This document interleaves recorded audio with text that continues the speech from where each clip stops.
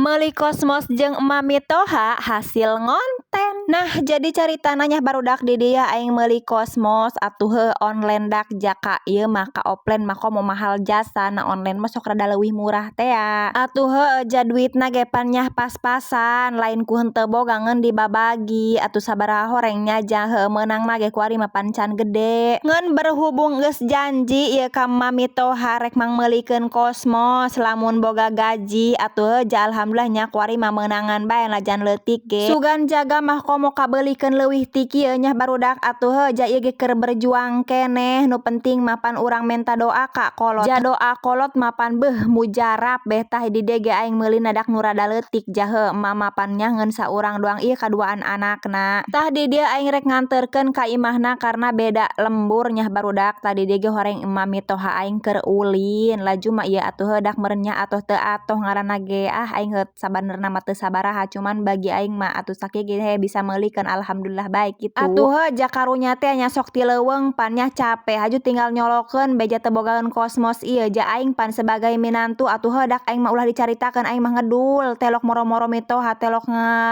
pokona mah nyangu dinu mitoha telok dak laju ieu pan dibeulikeun nu praktis bae tinggal nyolokeun atuh heuh dak nya nyiar berkahna bae najan ka lain indung pribadi ge mitoha ge sarua bae indung urang.